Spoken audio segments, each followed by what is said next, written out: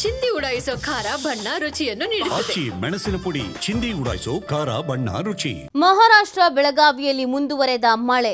ಮಹಾರಾಷ್ಟ್ರದಿಂದ ಕೃಷ್ಣಾ ನದಿಗೆ ಭಾರಿ ಪ್ರಮಾಣದ ಒಳಹರಿವು. ಕೃಷ್ಣಾ ನದಿ ತೀರದ ಗ್ರಾಮದಲ್ಲಿ ಹೆಚ್ಚಾಗ್ತಾ ಇದೆ ಪ್ರವಾಹದ ಆತಂಕ. ಕೃಷ್ಣಾ ನದಿ ಜೊತೆಗೆ ವೇದಗಂಗಾ, ದೂಧಗಂಗಾ ನದಿ ಒಳಹರಿವು ಹೆಚ್ಚಳ ಆಗ್ತಾ ಇದೆ. ಚಿಕ್ಕೋಡಿ ಉಪವಿಭಾಗದಲ್ಲಿ 6 ಕೆಳ ಹಂತದ ಸೇತುವೆ ಜಲಾವೃತವಾಗಿದೆ. ಮುಲ್ಲಾನಕ್ಕಿ ಗ್ರಾಮದ ಮನ್ಸೂರ್ಫೀರ್ ದರ್ಗಾ ಜಲಾವೃತವಾಗಿದೆ. ಅತ್ತ ಮಹಾರಾಷ್ಟ್ರದ ನರಸಿಂಹವಾಡಿಯ ದತ್ತ ಮಂದಿರಕ್ಕೆ ನೀರು ನುಗ್ಗಿಬಿಟ್ಟಿದೆ. ಕೃಷ್ಣಾ ನದಿ ಪ್ರವಾಹ ತಗ್ಗಿಸೋಕೆ ಹಿಪ್ಪರಗಿ ಬ್ಯಾರೇಕೇಜ್ನಿಂದ ನೀರು ಬಿಡುಗಡೆ ಮಾಡಲಾಗ್ತಾ ಇದೆ. ಕೃಷ್ಣಾ ನದಿ ಪಾತ್ರದ ಜನರಲ್ಲಿ ಆತಂಕದ ಪರಿಸ್ಥಿತಿ ನಿರ್ಮಾಣ ಆಗಿದೆ.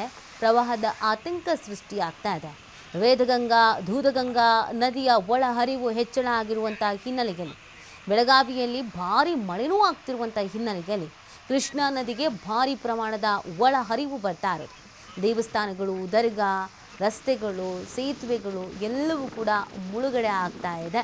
ಇದರಲ್ಲಿನೇ ಓಡಾಡಬೇಕಾದಂಥ ಪರಿಸ್ಥಿತಿ ಜನರಿಗೆ ಬಂದಿದೆ ಮತ್ತು ಪ್ರವಾಹದ ಆತಂಕ ಕೂಡ ಎದುರಾಗಿರೋದು. ಇನ್ನೂ 2-3-4 ದಿನಗಳ ಕಾಲ ಭಾರಿ ಮಳೆ ಆಯಿತು ಅಂತಂದರೆ ಪ್ರವಾಹದ ಪರಿಸ್ಥಿತಿ ನಿರ್ಮಾಣ ಆಗಲಿದೆ.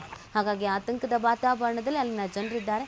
ಅಲ್ಲಿನ ಸ್ಥಿತಿಗತಿಯನ್ನು ನೀವು ಗಮನಿಸ್ತಾ ಇರ್ಬೋದು. ಎಷ್ಟರ ಮಟ್ಟಿಗೆ ನೀರು ಆವರಿಸಿಕೊಂಡಿದೆ, ಎಲ್ಲ ಕಡೆಯಲ್ಲೂ ನೀರು ನಿಂತಿದೆ ಅನ್ನೋದನ್ನು.